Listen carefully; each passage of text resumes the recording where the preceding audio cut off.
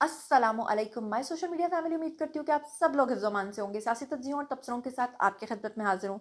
आज के व्लॉग में बहुत ही ख़तरनाक, शर्मनाक और बहुत ही अजीबो-गरीब किस्म की ख़बरें शामिल हैं और वो सब कुछ हमारी कंट्री के अंदर हो रहा है। पिछले 12 घंटे के अंदर जो-जो कुछ हुआ है, बल्कि 24 घंटे के अंदर जो-जो कुछ हुआ है, वो सब कुछ लेकर आपकी खिदमत में हाज़िर हो गई हूँ।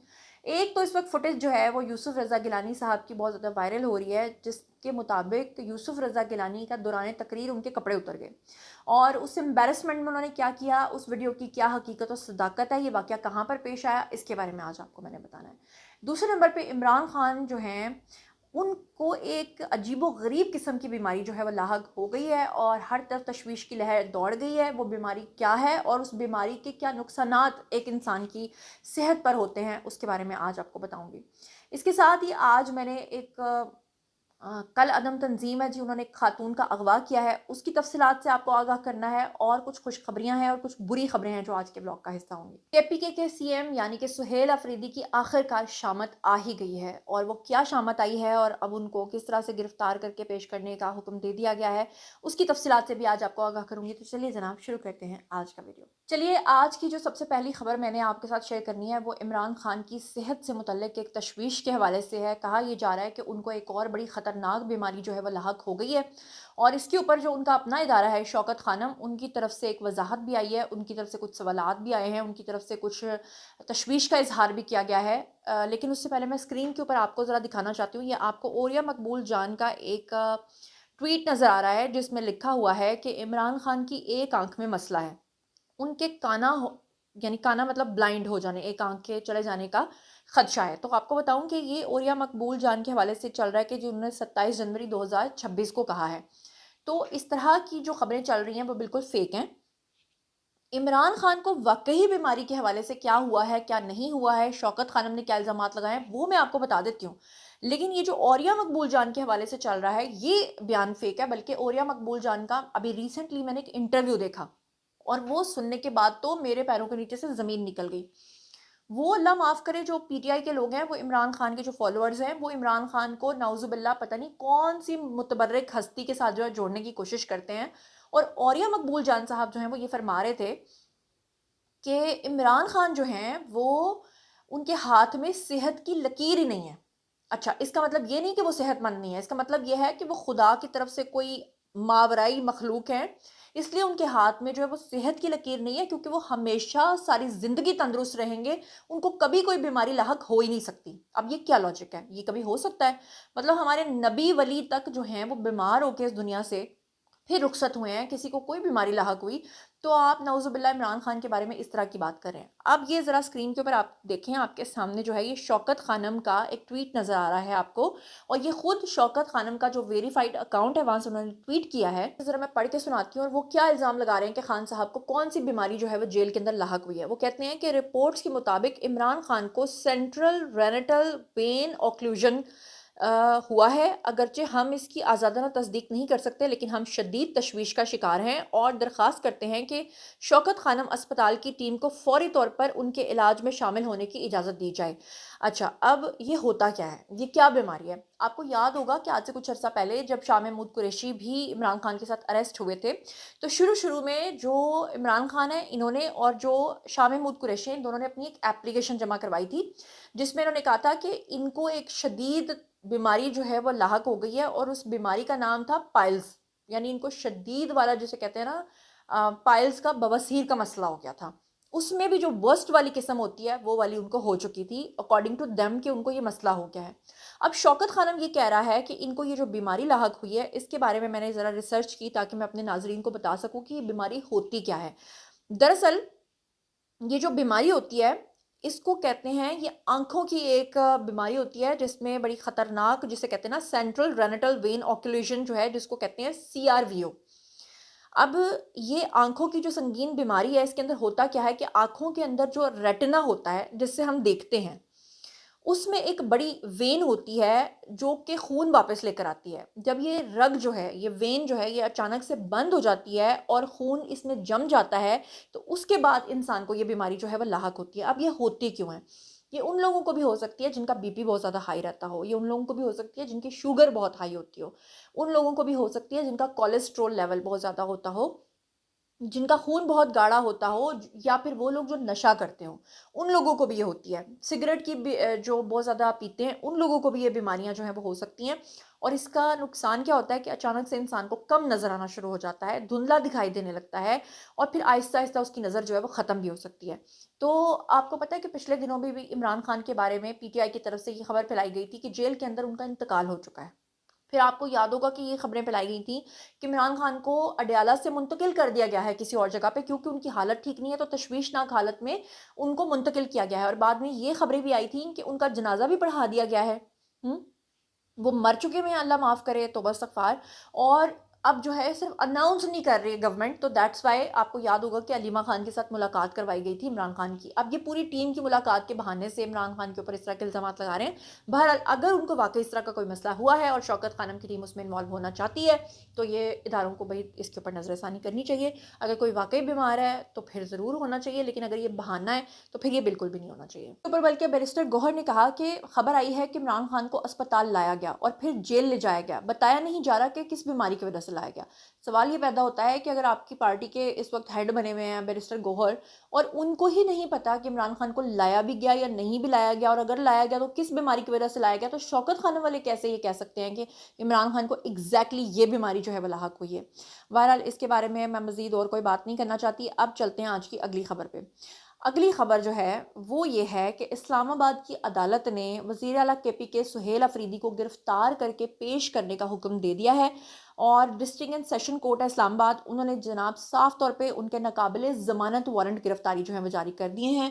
مجھے لگتا ہے کہ لانگ ٹرم نہیں چلنے والے سہیل افریدی, کیونکہ آپ کو پتہ ہے کہ اس سے پہلے گنڈا پور جو ہیں ان کے بارے میں بھی اس طرح کی چیزیں آتی رہیں, اور پھر ایک دن وہ لوگ جو کہتے تھے کہ گنڈا پور جا ہی نہیں سکتے, آپ نے دیکھا کہ گنڈا پور کی چھٹی ہو گئی. اب فائنلی عدالت نے جناب سہیل افریدی کو بھی ہر حال میں گرفتار کر کے پیش کرنے کا حکم دیا ہے, اور ان کے خلاف پیکا ایکٹ کے تحت NCCIA نے مقدمہ جو ہے وہ درج کر رکھا ہوا ہے, اور ان کے خلاف کیس کی جو ہے وہ سماعت ہوئی تھی, اور عدالت نے کیس کی سماعت جو ہے وہ 10 فروری تک ملتوی کی ہے, اور اس کے بعد ہر حال میں ان کو پکڑ کے لانے کا فیصلہ کیا گیا ہے.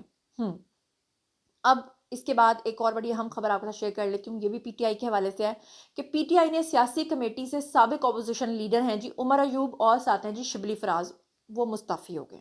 چلیں جی, پاکستان تحریک انصاف کی سیاسی کمیٹی سے سابق اپوزیشن لیڈر جناب یہ دونوں حضرات جن کے نام میں نے لیے ہیں یہ مستعفی ہو گئے ہیں. عمر ایوب نے P T I political committee میں شرکت سے معذرت کر لی ہے اور کہا ہے کہ قانونی اور سیاسی مصروفیات کے باعث پولیٹیکل کمیٹی میں کردار ادا کرنا اب ان کے لیے ممکن نہیں. کہتے ہیں دیر آئے درست آئے, اگر تو یہ ریزن ہے تو ان کو سمجھ آ گئی ہوگی کہ بھائی ریاست کے ساتھ ٹکریں نہیں لی جا سکتی. انہوں نے کہا کہ پولیٹیکل کمیٹی کی رکنیت صرف موجودہ عہدیداران تک جو ہے وہ محدود ہونی چاہیے. اور عمر ایوب جو ہیں انہوں نے اپوزیشن لیڈر محمود اچکزئی کو پولیٹیکل کمیٹی میں شامل کرنے کی سفارش بھی کر دی ہے. آپ کو کیا ریزن لگتی ہے انہوں نے ایسا کیوں کیا ہوگا, اور آپ پیچھے ہٹنے کا فیصلہ کیوں کیا ہے؟ کیا سمجھ میں آ گئی ہے, واقعی عقل واپس آ گئی ہے, یا کہ آپ کو لگتا ہے کہ کہانی کچھ اور ہے؟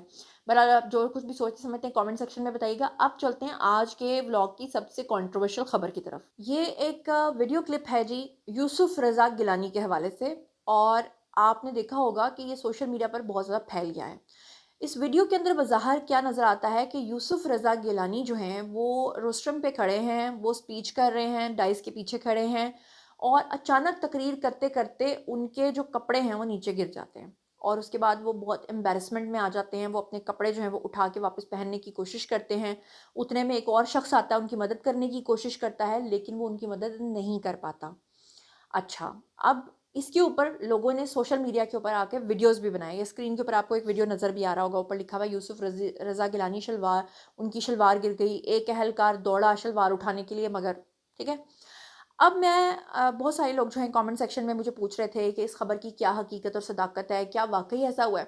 بات دراصل یہ ہے کہ آج کے زمانے میں جب سے AI آ گیا نا, اس نے لوگوں کی عزتیں اتار کے رکھ دی ہیں. پچھلے دنوں گروک کے اوپر جو ٹویٹر کا ایک ایپ ہے, اس کے اندر اتنی گندگی اور بےہودگی پھیلائی گئی کہ وہ جو باپردہ خواتین ہیں ان کی تصویریں لگا لگا کے کہا گیا کہ ان کی تصویر بنا دو بکنی میں, یعنی اس خاتون کے کپڑے ہٹا کے اس کو بکنی میں دکھانا شروع کر دو. اور گروک کے اوپر یہ اتنا زیادہ مسئلہ بڑھا کہ بعد میں ایلن مسک جو ہیں ان کو اس حوالے سے کچھ میرے خیال سے اس کے اندر تبدیلیاں بھی کرنی پڑیں. اب یہ جو ویڈیو ہے اس کی کیا حقیقت و صداقت ہے میں آپ کے سامنے رکھتی ہوں. سب سے پہلے تو میں آپ کو یہ بتا دوں کہ یہ ویڈیو بالکل جھوٹا ہے, فیک ہے, AI جنریٹڈ ہے. اچھا، اب بہت سارے لوگ کہیں گے کہ ہاں ہاں کیونکہ ویڈیو وائرل ہو گیا تو زنیرہ نے تو ایسے ہی کہنا ہے ان کی سائڈ پہ. تو میں آپ کو کچھ ثبوت پیش کرنا چاہتی ہوں، اس کے بعد فیصلہ آپ لوگوں نے خود کرنا ہے. سب سے پہلے اس ویڈیو کے جھوٹے اور فالس ہونے کی جو پہلی نشانی ہے وہ یہ ہے کہ ایسی کوئی نیوز انسیڈنٹ ہے ہی نہیں ہے جس میں یوسف رضا گیلانی جو ہے وہ اس طرح کی کوئی سپیچ کر رہے تھے جس دوران یہ واقعہ پیش آیا. دوسرے نمبر پہ یہ ہے کہ یہ جو ویڈیو ہے اس کے اندر ساری چیزوں کو ایڈٹ کیا گیا ہے، جبکہ حقیقت میں جو اس کا کلپ ہے وہ سن 2008 کے ایک ایونٹ کا ہے.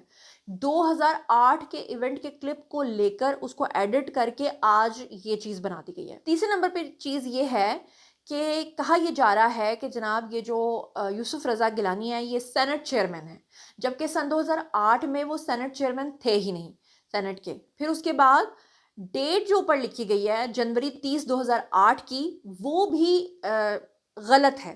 اور آپ کو بتا دوں کہ یہ جو غلط ڈیٹ لکھی گئی ہے اس دن جو ہے وہ لکھا گیا ہے منڈے کا دن تھا، جبکہ حقیقت میں اگر آپ 30 جنوری 2008 کو سرچ کر کے دیکھیں تو اس دن وینسڈے کا یعنی بدھ کا دن بنتا ہے.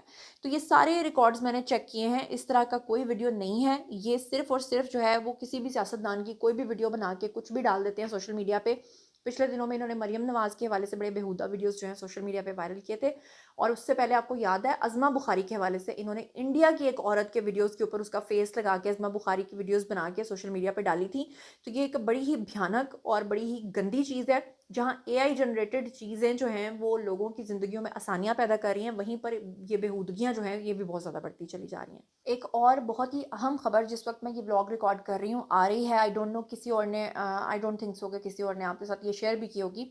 یہ تصویر پہ آپ دیکھ سکتے ہیں، آپ کو ایک خاتون نظر آ رہی ہیں، اور افسوسناک خبر یہ ہے کہ ضلع کیچ ہے جی، وہاں کا علاقہ ہے جی بالچا.